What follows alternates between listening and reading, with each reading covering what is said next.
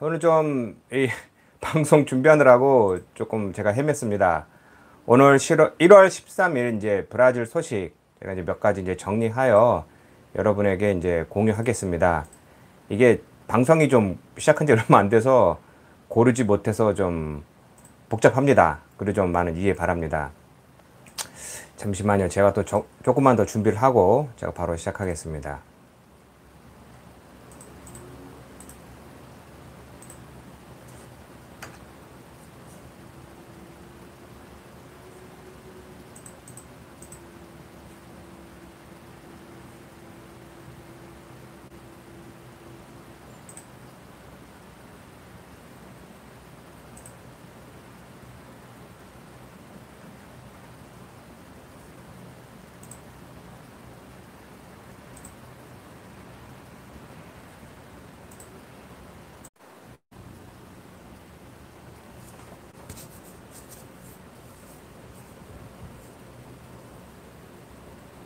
예, 안녕하세요. 브라질의 손용수입니다. 제가 다시 방송을 시작하겠습니다. 오늘 1월 13일 브라질 주요 소식 몇 가지 줄여서 여러분에게 공유하겠습니다. 이 방송이 고르지 못합니다. 저 아주 배워야 될 것도 많고 준비할 것이 많습니다. 생각과 같이 쉽지가 않아서 아직도 연습 삼아 준비 중이라고 생각하고 있습니다. 그러니까 이게 어느 정도 시간이 지나서 경험이 축적되면은 더 자주 더 많은 시간을 할애하여 여러분과 소통하겠습니다. 오늘 제가 만든 이제 중요한 몇 가지 소식을 제가 먼저 여러분에게 알려드리고 추가적으로 설명 시간과 또 이제 시간이 이제 허락이 된다면은 그 질문을 제가 받겠습니다. 먼저 이제 가장 이제 중요한 사항은요. 지금 현재 브라질에서 지금 일일 확진자가 한 6만 명, 7만 명 사이로 지금 코로나 바이러스 확진자가 늘고 있습니다. 현재까지 이게 24시간마다 이제 집계되는데요. 오늘까지 지금 현재 된 거는 총 820만 명의 이제 확진자와 20만 5천 명이 사망했다고 합니다. 그러니까 이제 사망자가 하루에 1,100명, 1,200명 이상이 지금 계속 사망하고 있습니다. 이게 엄청난 숫자고요. 코로나 바키라고 하는 이제 백신은 이게 월요일부터 오늘 수요일이죠. 월요일부터 계속해서 논란이 많습니다. 왜 논란이 많느냐? 코바스라고 하는, 그러니까 시장과 또 이제 형제관계 되는 지마스 코바스라고 하는 이 부탄탕 연구소장이 이제 발표한 내용을 보면은 코로나 바키라고 하는 중국산 백신을 접종을 하면은 경증 환자는 한 78% 정도의 이제 예방 효과가 있고, 뭐 중증 환자는 뭐 100%의 뭐 효과가 있다. 뭐 이렇게 얘기하는데, 그러니까 다시 말해서 이걸 받으면은 이제 중증 환자까지는 안 된다. 뭐 이런 말입니다. 근데 이제 이게 논란이 많은 게 그러면 전체를 다 합쳐서 더 많은 데이터를 제공하라라고 하는 게 안비자, 그러니까 한국으로 치면 식약처 같은 그런 곳이죠. 그래서 자꾸 욕을 하는데 데이터를 지금 현재까지 보내준 데이터를 비교를 해보니까 50.4%의 효과가 있다라고 합니다. 그러니까 50.4%니까 반반이라는 것이죠. 그러니까 쉽게 설명하는 겁니다. 그러니까 접종을 하면은 걸릴 확률이 반 있고 안 있고 이 반반이의 효과가 있고 뭐 중증 환자까지는 안 간다. 100% 확신하게 중증 환자까지는 안 되고 경증까지만 간다. 뭐 이렇게 해석을 할 수가 있는데 아직까지 논란이 많습니다. 그러니까 의사들과 이런 사람들은 아직 이거 효과가 아직 확실치가 않다. 뭐 불안하다. 뭐 이런 말이 나와 있는데 중요한 것은 이제 볼소나로 이 브라질 대통령과 상파울로 이 주지사하고의 알력 싸움으로는 계속해서 내가 먼저 만들 것이다. 내가 먼저 접종을 할 것이다. 뭐 이렇게 지금 계속 싸우고 있고요.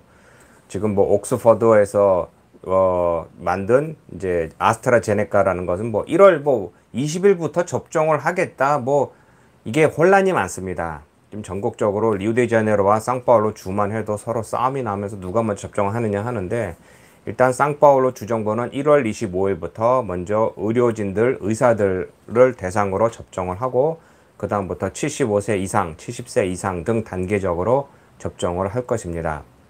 중요한 것은 이제 이게 이번 주까지 어느 정도 이제 구도가 그려져야 지금 뭐 13일이니까 뭐 2주 후부터는 바로 이제 접종을 해야 되는데 아직까지 이게 정리가 잘 안 되고 있어서 이게 참 안타까운 상황입니다.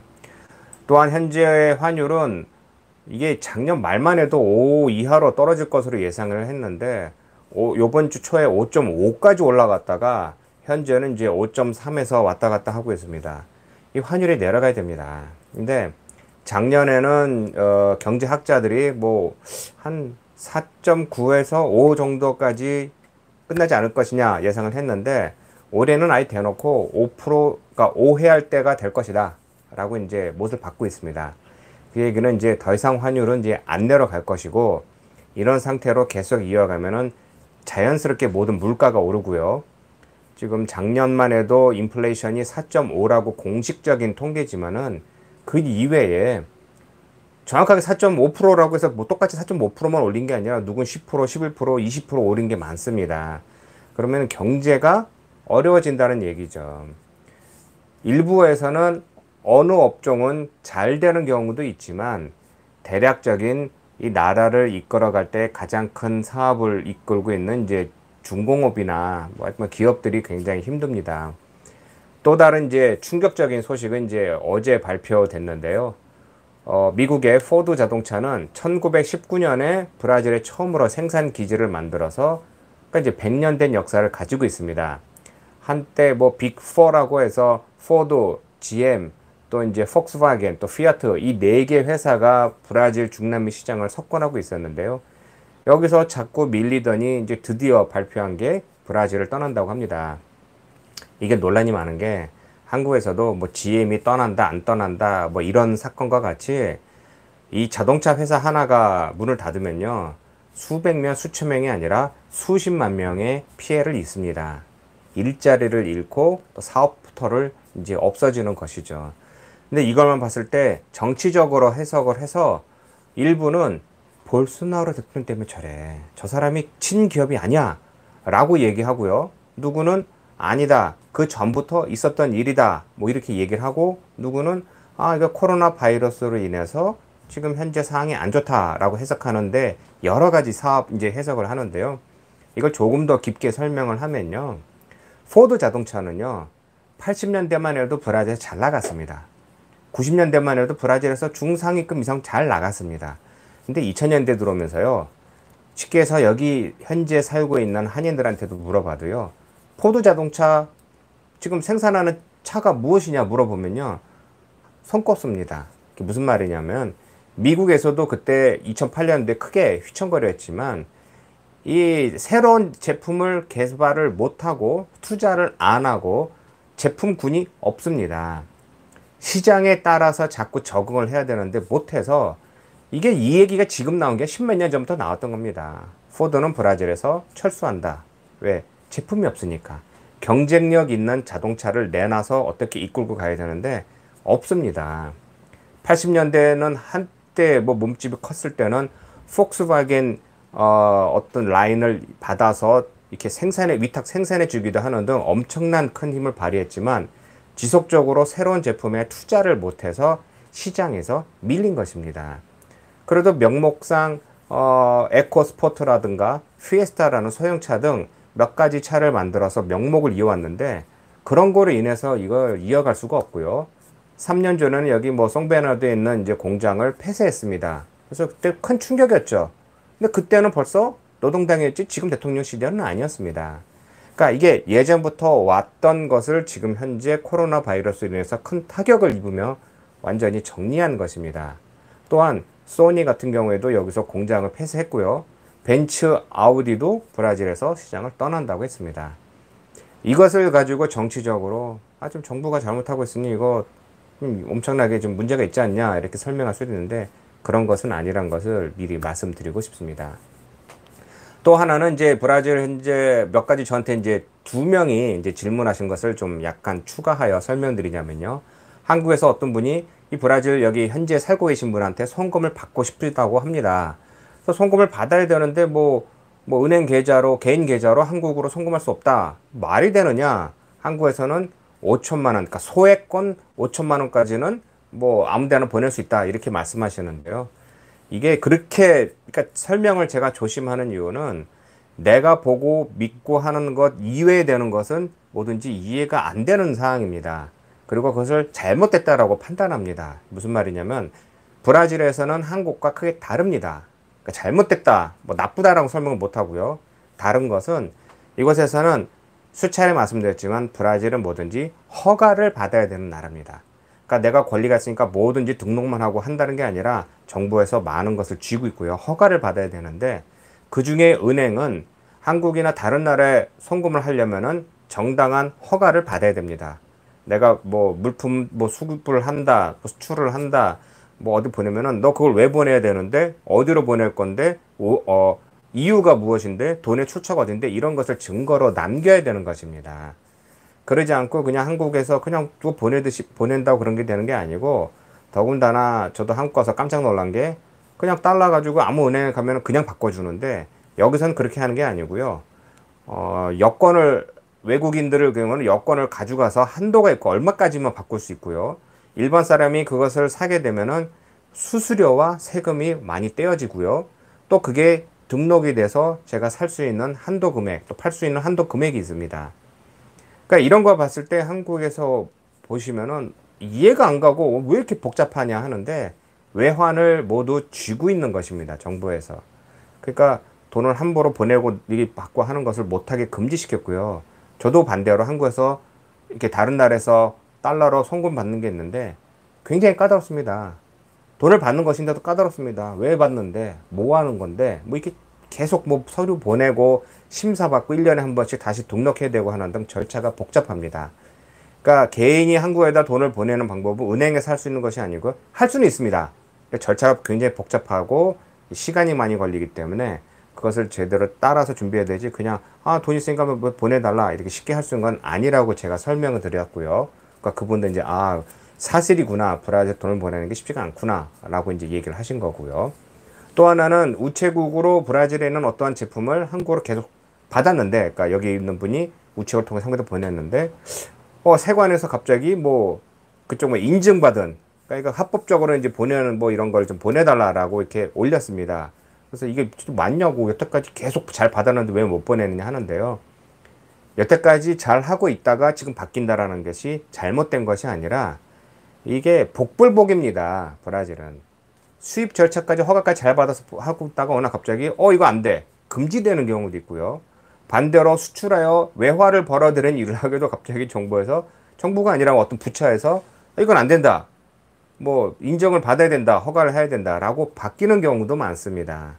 그러니까 이게 쉽게 되는 게 아니고 반대로 여기서 브라질의 식품이나 뭐 어떤가 농산품이라든가 이런 것을 보낼 때는요, 농수산식품관리부에 이제 또 허가를 특별히 받아야 되고요. 안 받고 잘 보내다가 여태까지 왜 잘 보내다 지금 걸리느냐? 글쎄요, 그거는 뭐 낚시와 똑같죠. 그 많은 물고기 중에 아마 두 마리만 잡는 것처럼 어쩌다가 잡히는 것입니다. 그러니까 그것을 준비해서 수출하셔야 되는데, 그러려면 시간과 돈이 많이 드는데 그걸 누가 하느냐? 그래서 이게 힘든 겁니다. 제가 자꾸 말씀드리는 거는 이 브라질에 사는 우리 한인들, 오래 사신 분이 안 하는 것을 그냥 가서 저기서 가져와서 내가 한국에서나 뭐 다른 데서 팔면 돈을 버는데 왜 안 하느냐? 복잡하니까 안 하는 겁니다. 그러니까 뭐든지 이해를 갖고 이렇게 쉽게 생각하시면 안 되는데 그게 아니라 그냥 너무 쉽게 도전하다 보니까 문제가 생기는 것입니다. 또 하나, 이제 정치적인 사항은요. 제가 요즘 소식 없는 게 지금 뭐 정권이나 모두 다 조용합니다. 왜냐하면은 지금 현재 국회도 안 열렸고요. 지금 뭐 다 휴가철이고요. 더군다나 또 이 올해 1월 1일부터 각종 이제 지방 정부, 그러니까 시장, 시원이 바뀌었기 때문에 아직 뭐 구도가 이제 잡히지는 않았고, 이제 뭐 연방 이제 하원에서는 하원 의장이 이제 누가 되느냐 그거로 인해서 서로 이제 싸움이 나고 있는데 아직까지 이제 구도가 잡히진 않았고요. 또 이제 카니발 소식도 미리 말씀드리면 아직까지 올해 카니발 축제가 열린다는 그런 소식은 없습니다. 이게 안 열릴 확률은 없습니다. 지금 현재 사람이 많이 몰리면 안 되기 때문에 그런 문제가 있는 것입니다. 또 하나는 이제 제 개인적인 의견입니다. 이게 얼마 전부터 한국이 좋은지 브라질이 좋은지 이거에 대해서 논의를 해달라. 그리고 제가 몇 차례 말씀드렸지만 한국은 나쁜 나라고 브라질 좋은 나라라고 보고 오시려고 그래서 말하신 분이 많은데요. 이게 한국에서 왜 그렇게 자꾸 한국을 안 좋게 보고 왜 브라질이 좋게 보느냐 하고 제 개인적으로 이제 판단한 내용은요. 그러니까 개인적으로 봤을 때 한국은 잘 사는 나라고 좋은 나라가 분명합니다. 국가 경쟁력도 지금 세계 10위권이고요. 뭐 이탈리아를 요번에 눌렀다고 하고요. 또 각종 뭐 보건이나 또 복지나 이 사회 제도나 잘 돼 있는 나라입니다. 또 사람들의 삶의 수준이나 교육 수준도 높은 것입니다.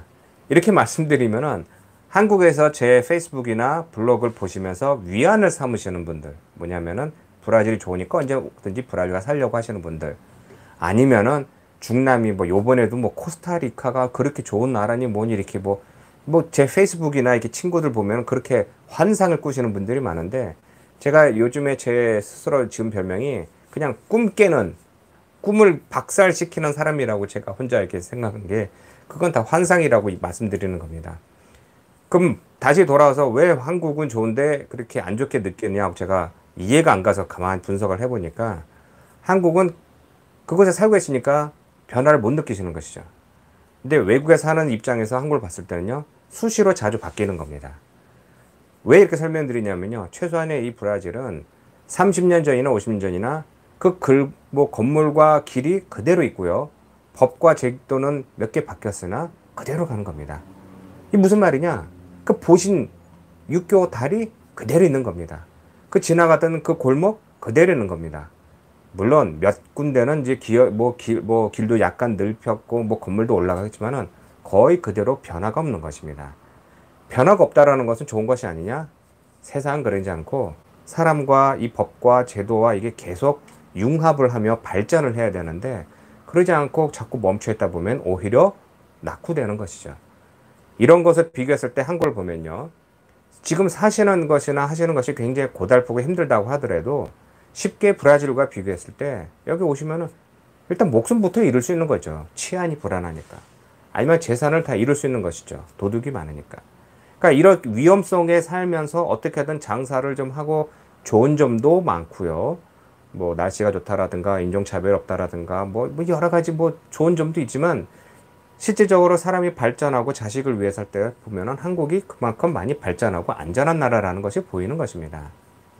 특히 한국에서는 저희들이 이제 80년대, 90년대만 봐도 한국 사람들이 사는 풍경을 봤을 때 이게 좀 굉장히 좀 거부감스러운 부분이 있었습니다.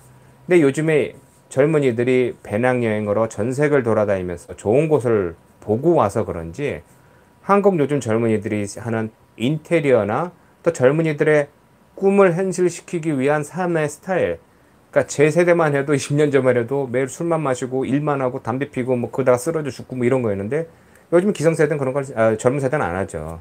술도 많이 안 먹고 여가 생활 많이 하고 여행도 많이 하고 하는 것처럼 한국이 많이 변화를 한 것입니다. 제가 이렇게 설명드리면은 야, 그럼 브라질 안 좋은 것이냐? 그런 것은 그렇게 말씀드린 건 아니라 반대로 한국이 좋은 것이니 그것을 잘 이해를 하시길 바라고, 그 생각을 가지고 브라질 오신다면요, 한국에 사신 것보다 더 어렵게 사실 수 있다는 그 사실을 오늘 설명드린 것입니다. 이제 마지막으로 지금 몇 분이 지금 계속 질문하신 것을 제가 몇 가지 좀 보면은 제가 말씀드리면요. 먼저 마이클 김님, 예, 들어오셔서 정말 고맙습니다. 조류독감, 또 김윤범 님이 또 댓글을 올리셨는데요. 조류독감으로 닭고기 가격과 지금 뭐 달걀 가격이 오른데, 글쎄요, 뭐 브라질에서는 뭐 조류독감 이야기는 아직 없습니다. 여기까지는 돼지 뭐 콜레라 뭐 이런 것도 뭐 소식은 없고요. 여기도 뭐 철저하게 뭐 준비는 하고 있고요. 여러 가지 이유 중에 하나가, 일단은 브라질은 이제 추운 겨울이 없으니까 이런 독감이라든가 이런 것이 많이 퍼지지 않나, 이건 제 예상이고요. 또 브라질이 또 원래 더운 나라이다 보니까 이런 무슨 질병이 한번 퍼지면은 엄청나게 뭐 퍼집니다. 그러니까 예전부터 이런 방역 체계를 많이 투자를 했고요, 많이 갖춘 나라가 브라질입니다. 그러니까 왜냐면은 한번 이게 구멍 나면요, 다 죽는 겁니다. 그래서 그런 것을 오랫동안 잘 이어왔는데, 이게 뭐 제가 뭐 정치적으로 설명하기 쉽지만 싫지만, 이게 한 몇십 년 전부터 이게 그런 게 많이 깨져서 지금도 좀 그런 게 그쪽에서 일하는 사람들의 말에 의하면은 지금 많이 어렵다고 합니다. 그러니까 예산이 없다는 것이죠. 그러니까 어려운 상황이지만 그래도 그 시스템은 잘 가지고 있는 것입니다. 예, 뭐 또 뭐 조류독감에 대해서 또 뭐 물 보시는 거 있는데 그런 건 아니고요. 그리고 또 브라질 또 산유국인데 원유의, 예, 브라질 산유 가격은 나는 것은요 쓸 수가 없습니다. 그러니까 수출을 많은데 수출하는 것보다 더 많은 것을 수입을 하고요. 또 돈을 더 많이 비싸게 사옵니다. 왜냐면은 질이 떨어져서 그 석유를 이 정유하는 비용과 돈이 더 많이 들어갑니다. 그러니까 이게 시간이 많이 들어가기 때문에 그러니까 어쩔 수 없이 그것을 수출해서 다른 나라에서 정유하여 이제 수입하는 그런 이게 악순환이죠. 우리 한국 같은 사람들 마인드로는 이해가 안 가네. 그 투자해서 여기다가 만들어서 그것을 해서 일단 국내로 쓰면 되지 않느냐 하는데 그게 참 쉽지가 않은 것입니다. 이게 세상에. 일단 오늘은 여기까지입니다. 그러니까 어느 분은 이거 왜 미리 오래전부터 이렇게 알려서 사람들한테 많이 접속하게 하지 않느냐 하는데 아닙니다. 지금도 오늘도 뭐 준비하는데 2분 전만 해도 잘 됐는데 갑자기 문제 생겨서 컴퓨터 껐다 켜고 하느라고 지금 시간이 걸렸는데요. 어느 정도 준비가 되면 다음에는 미리 이렇게 알려서 많은 사람들과 소통하겠습니다. 근데 아직까지는 일주일에 한 번씩 정도는 제가 라이브로 여러분과 소통하도록 하겠습니다. 질문 사항이나 궁금한 점이 있으시면 제 이메일 아니면 페이스북으로 연락 주시면 제가 그 내용을 보고 여러분과 소통하겠습니다.